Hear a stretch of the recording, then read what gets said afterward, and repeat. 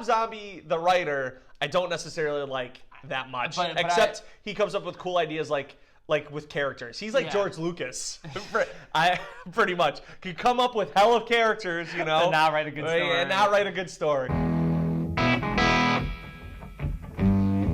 What's going on, Movie Maniacs? I'm Zach. And I'm Matt. And this is the previews. Everybody's favorite part of the movie. Zach, I just wanted to give you a warm Movie Maniac welcome back to the show. Thank you. I missed you guys. Sorry I missed last week. That's okay. We missed you too. So, to introduce you back to the show, I guess. I mean, you only took a day off. It's not like you've been gone forever, okay? You probably thought we'd go see Rambo. Or Ad Astra. Or Downton Abbey. Well, we did something a little bit different. We went and saw Three from Hell. The sequel to Rob Zombie's classic Devil's Rejects. And of course, returning to the movie, we have Sherry Moon Zombie, we have Bill Moseley, we have Sid Haig, and then we also have Richard Brake coming to the group now.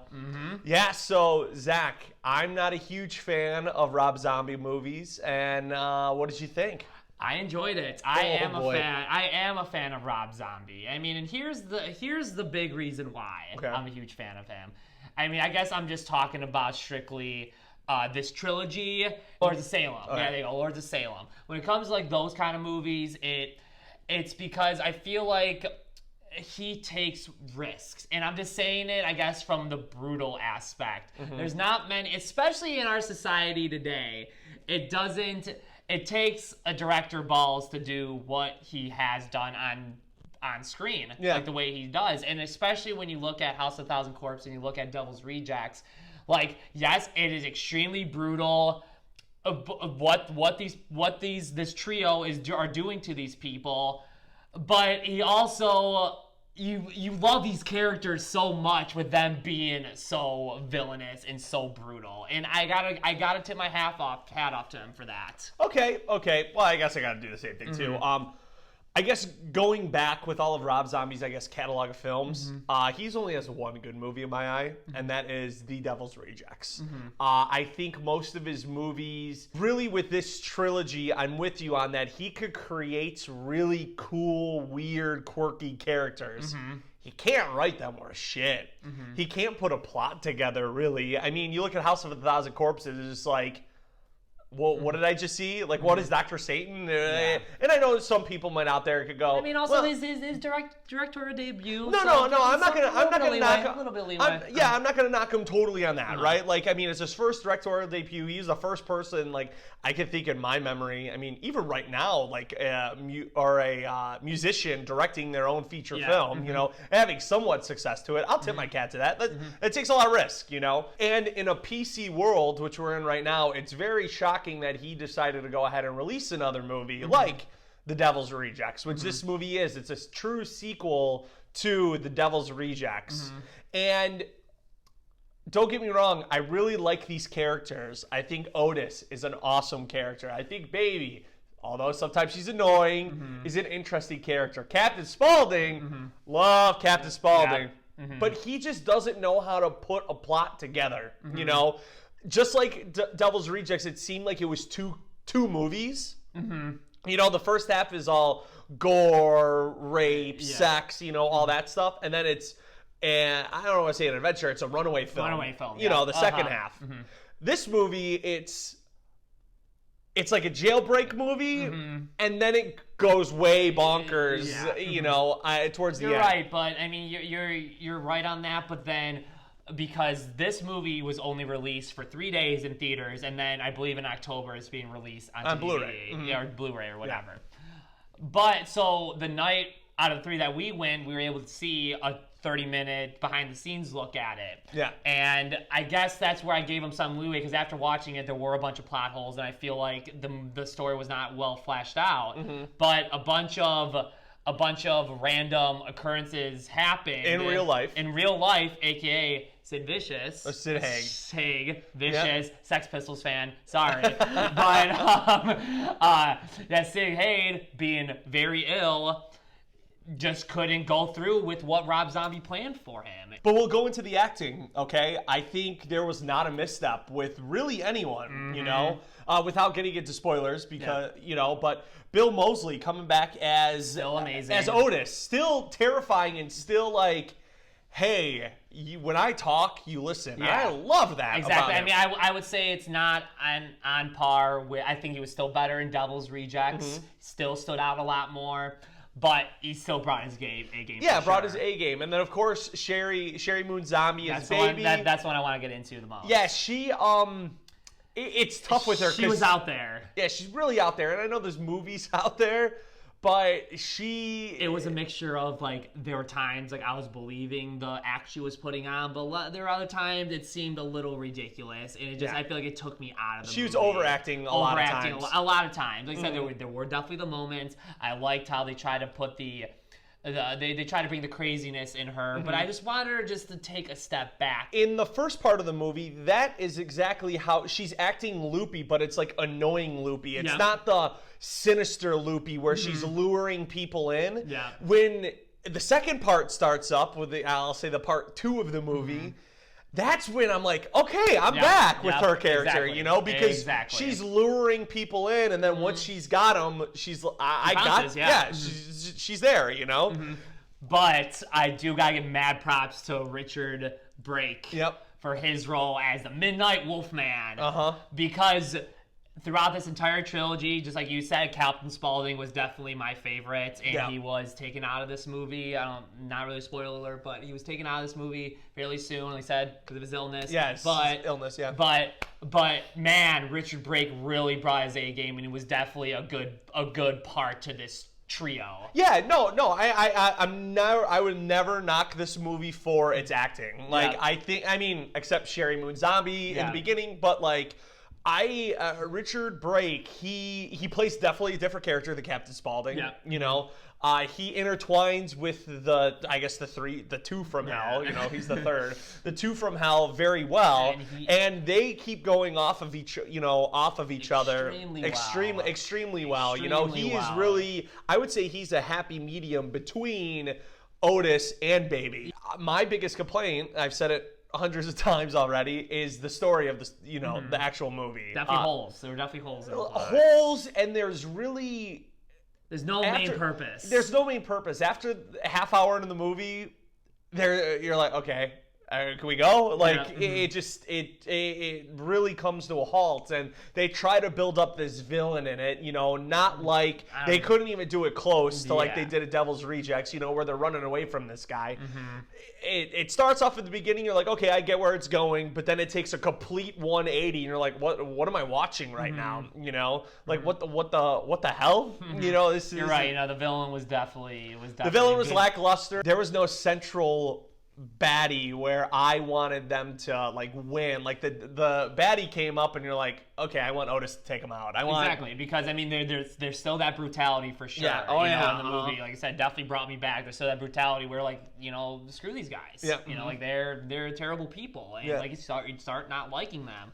And then but there still wasn't that villain to have you root against them. You were still rooting for them the entire time. Yeah. The ending, like, because there wasn't a satisfying ending like there was in Devil's Rejects. Yeah. And that was kind of disappointing to me because the ending happened and then just the credits rolled and I was like, oh, that was it? Yeah, that was it. Absolutely it? It was a very underwhelming ending because, and I really attribute it to them trying to build up the villain in the movie, and it fell flat. Like, it just came out of nowhere. But I still gotta give props to him for his directing. The movie his movie was shot fantastic. Yeah, I mean, he used the 30 millimeter. No, he didn't use any film in this one. Oh, it didn't use any. Yeah, but it looked that way. Yeah, it looked that way. It definitely looked that way, and I felt that grain, I felt that darkness in every shot. And it was cool because towards the first half of the movie, it was almost like a documentary, and it felt like that. Yeah. And it was very beautifully edited, shot. It was. I have to give props for him from his director standpoint. The only thing I would have to give him a knock on, I hated all of his wipes going to the next scene. He did it throughout the entire movie. He did it a lot. Yeah. I actually liked it the first like one or two times. Yeah, I did. I thought to myself during the swipe. I thought that exact same thing. It's like, I Yeah, like that twist. I liked that transition. I will tell something too about Rob Zombie as well. Dude, his fans came out to this movie. This movie was sold out. This movie was sold out. In a huge theater. Yeah, huge theater. Huge theater. No 100-person theater. No, like one of the biggest theaters at a theater near us. Yeah. That you can get. It was sold out. Completely sold out. Like, and people came in droves. Like, and people came with their Rob Zombie gear on. People came in truckloads, really, because it was cool. It was more sold out than when we saw it. Like, you know, you're not wrong. the last time I was in a sold out theater was when we saw Avengers. Like, that's seriously that's all the people. It was sold out. People were sitting in the front. You know, there was really no seats available. It was cool. But I guess one negative point I'll say about the movie, there were probably about 3 or 4 different times to like where a scene was built up and then it would go to a different scene, and the scene that I wanted to see happen wasn't shown on screen. Yeah. It happened, like I said, on 3 occasions, and it's very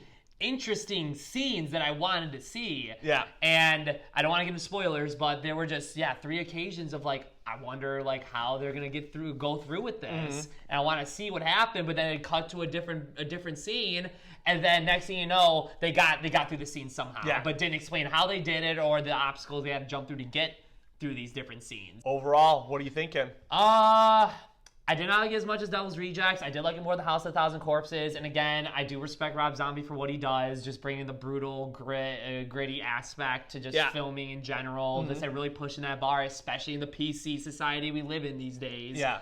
So I'm going to go 3 salami sticks out of 5. Okay.